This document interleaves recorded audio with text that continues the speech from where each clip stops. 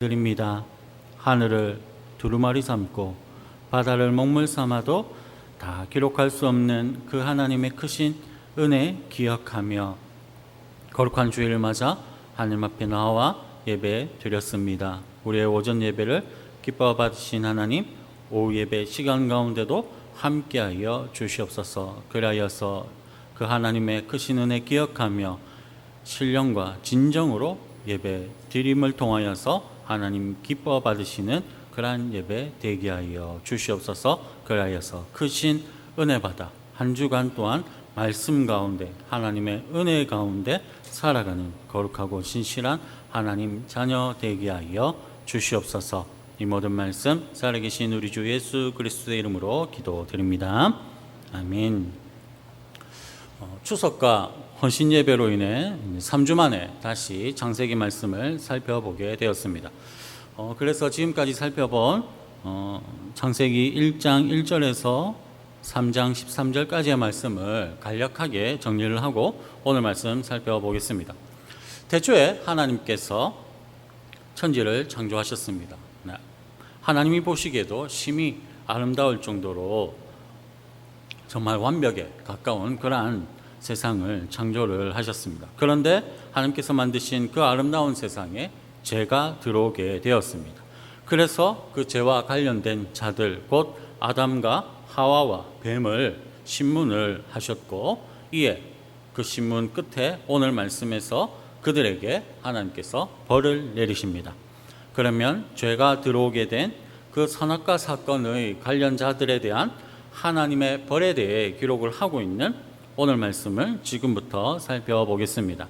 하나님께서는 제일 먼저 뱀에게 벌을 내리십니다. 우리 14절 말씀을 함께 읽어보도록 하겠습니다.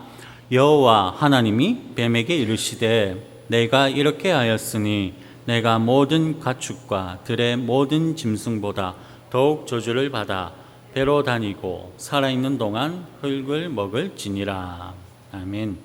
하나님께서 뱀에게 말씀하십니다. 내가 이렇게 하였으니, 이는 뱀이 아담과 하와를 유혹해서 하나님을 반역하는 죄를 짓게 하였다라는 그러한 의미입니다.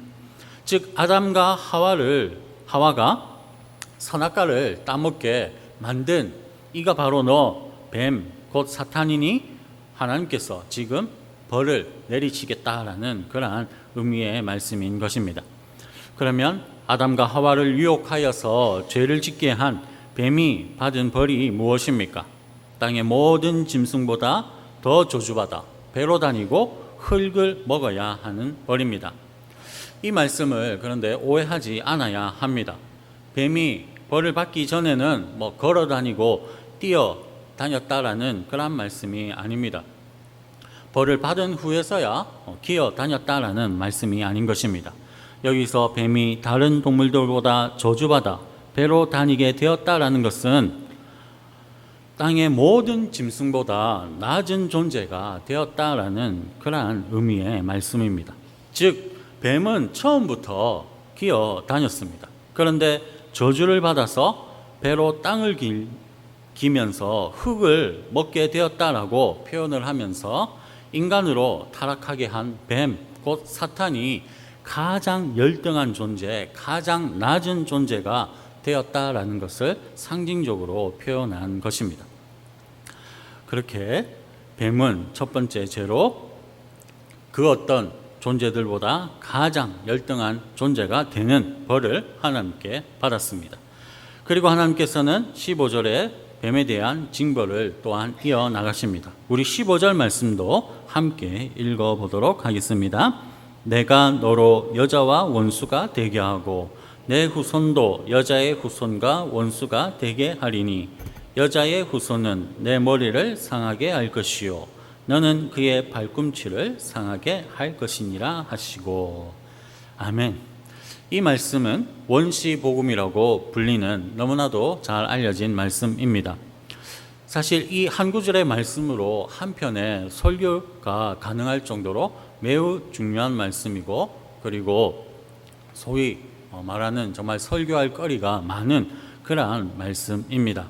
하지만 오늘은 하나님이 내리신 벌에 초점을 맞추어서 설교를 하고 있으니 핵심 3가지만 말씀드리도록 하겠습니다. 첫째, 하나님께서는 뱀에 대한 벌로서 여자와의 사이에 적개심을 두셨습니다. 뱀과 하와는 사이가 좋았죠. 그래서 하와는 하나님의 말이 아닌 뱀의 말을 따랐습니다. 하나님을 그래서 뱀과 하와는 거짓말쟁이로 만들었습니다. 이에 하나님께서는 그 둘 사이에 친밀함에 적개심을 두심으로써 뱀과 하와가 원수가 되게 하셨습니다. 둘째로 뱀의 후손과 여자의 후손 사이에도 적개심을 두셨습니다. 여기서 뱀의 후손이란 사탄의 지배를 받는 자들을 의미하며 여자의 후손은 예수 그리스도와 그리고 예수님을 믿는 성도들을 의미합니다. 마지막 셋째로 여자의 후손은 뱀의 머리를, 뱀은 여자의 후손의 발꿈치를 상하게 할 것입니다. 이는 여자의 후손, 즉 예수 그리스도와 예수님을 믿는 성도들이 최후 승리를 얻는다라는 약속입니다. 사탄의 후손과 여자의 후손인 우리들 사이에 적개심이 가득하여 계속된 치열한 싸움을 벌이게 될 것이지만 결국에 승리할 자는 바로 예수 그리스도를 믿는 저와 성도님이라는 사실입니다. 즉 15절 말씀을 하나님의 벌의 측면에서 요약하자면 사탄은 최종적으로 멸망당하게 된다라는 그런 벌을 하나님께 받은 것입니다. 그러므로 하나님께서 뱀에게 내리신 벌을 종합하자면 뱀, 곧 사탄은 가장 낮고 열등한 존재가 되어서 그리고 최후에는 멸망당할 존재가 되었다라는 것입니다. 그렇습니다. 하나님을 대적하며 하나님의 자녀를 시험에 빠지게 하는 사탄과 그의 추종자들은 지옥에 떨어져 영원토록 그곳에서 슬피 울며 이를 갈게 될 것입니다. 다음으로 하나님께서는 뱀의 유혹에 빠져 자신뿐만이 아니라 남편인 아담도 선악과를 따먹는 죄를 짓게 한 하와에게 벌을 내리십니다. 우리 16절 말씀을 함께 읽어 보시겠습니다. 또 여자에게 이르시되 내가 네게 임신하는 고통을 크게 더하리니 내가 수고하고 자식을 낳을 것이며 너는 남편을 원하고 남편은 너를 다스릴 것이니라 하시고, 하나님께서는 하와에게 2가지 벌을 내리십니다. 첫째는 임신과 출산에 큰 고통이 더해지는 벌입니다. 먼저 임신하는 고통을 크게 더한다라는 것은 앞선 뱀의 벌과 마찬가지로 임신의 고통이 원래는 없었다가 죄를 지었기 때문에 그 벌로서 지금 생겼다라는 의미가 아닙니다. 임신의 고통은 원래부터 있었습니다. 하지만 죄를 지은 하와에게 임신의 고통이 크게 더해지게 되었습니다. 그래서 우리는 오해하지 않아야 합니다. 임신 자체가 벌이 아닙니다. 창세기 1장 28절을 보면 하나님이 사람을 창조하시고 나서 복을 주시면서 생육하고 번성하여 땅에 충만하라고 하셨습니다. 따라서 임신하고 아기를 낳는 것은 벌이 아니라 하나님의 복입니다. 즉 임신은 사람이 죄를 짓기 전에 이미 하나님이 정해 주신 정말 특별한 축복이었습니다. 그런데 하와가 죄를 지었고 그래서 임신하고 출산하는 가운데 큰 고통이 더해졌고 그래서 수고하여 자식을 낳게 된 것입니다. 여전히 임신은 하나님이 주신 축복인 것입니다. 다음으로 하와에게 내려진 2번째 벌은 남편을 원하지만 남편의 다스림을 받는 벌입니다. 여기서 원함은 굶주린 맹수가 먹이를 찾아 이리저리 뛰어다니는 그런 의미이고, 다스림은 통치하다, 주장하다라는 그런 의미를 지닌 단어입니다. 그런데 여기서 남편을 원하고 사모하지만 남편의 다스림을 받는다라는 것은 단순히 아내가 남편의 사랑을 갈망하는 존재, 그리고 남편의 지배를 받는 존재로 전락했다라는 그러한 의미가 아닙니다. 이 말씀을 이해하기 위해서는 똑같은 표현이 사용된 창세기 4장 7절 말씀을 살펴보아야 합니다. 창세기 4장 7절 후반부를 보면 하나님께서는 아벨에 대한 시기심이 가득한 가인에게 죄가 너를 원하나 너는 죄를 다스릴지니라 라고 말씀을 하십니다. 보시다시피 3장 16절 말씀과 같이 원함과 다스림을 함께 사용하고 계십니다. 그러면 4장 7절에서 하나님께서는 어떤 의도로 이 원함과 다스림을 함께 사용하는 것일까요? 그것은 하나님께서 시기심에 사로잡혀서 아벨을 죽이고자 하는 마음이 가득하였던 그러한 가인을 향하여 시기와 질투 그리고 동생을 죽이려고 하는 그런 죄를 원하는 마음에 지배당하지 말고 오히려 그 마음을 굴복시켜서 다스려서 죄를 짓지 말라라고 경고를 하신 것입니다. 즉 죄를 원하는 마음과 다스리는 마음을 함께 사용하고 계신 것입니다. 이처럼 남편을 원하고 그리고 남편의 다스림을 받는다라는 것은 주종의 개념이 아니라 반대의 개념입니다. 결론적으로 하와에게 내려진 두 번째 벌은 아내가 가정에서 리더십을 가지려고 남편과 주도권 싸움을 하지 말고 가정의 주도권을 온전히 남편에게 주고 난 이후에 남편에게 순종하라라는 그러한 의미인 것입니다. 두 번째 벌은 주종에 관한 것이 아니라 가정의 리더십에 관한 것입니다. 그러면 성도님들, 하와에게 주어진 이 두 번째 벌, 곧 남편이 가장임을 인정하고 남편의 리더십에 순종하는 것, 이것이 왜 벌일까요? 이는 죄를 짓기 전과 후에 남편과 아내의 관계를 비교해 보면 알 수가 있습니다. 죄를 짓기 전 남편과 아내의 관계가 어떤 관계였습니까? 네, 동반자 관계였습니다. 왜 그렇습니까? 하나님께서 아내를 돕는 배필로 만드셨기 때문에 그런 것입니다. 그래서 아담과 하와는 원래는 협력관계, 동력자 관계, 동반자 관계였습니다. 그런데 이제 남편이 아내에게 리더십을 행사하는 관계가 되어 버렸습니다. 죄에 따른 형벌 때문에 그렇게 된 것입니다. 그리하여서 부모를 떠나 한 몸을 이룰 정도로 하나 되고 친밀했고 그리고 동반자였던 관계가 파괴되었고 이제는 다스림과 순종의 관계가 되어 버린 것입니다. 그래서 우리가 생각을 해보면 되는 것입니다. 우리 가정에서 아직도 여전히 주도권으로 싸움을 하고 있다면 그것은 왜 그런 것이라고요? 죄의 형벌에 따른 결과인 것입니다. 그래서 정말 간절히 바라기는 우리 성도님들의 가정에는 이 죄의 결과가 없기를 바랍니다. 주도권 싸움 멈추시기를 바랍니다. 그래서 괜한 감정 소비 하지 마시고 서로 돕고 협력하는 관계, 원래의 본연의 그 하나님께서 제정하신 그 아름다운 부부 관계를 회복하시어서 서로 아끼고 사랑하는 그러한 부부 관계, 그러한 성도님들 가정 될 수 있기를 주님의 이름으로 축복합니다.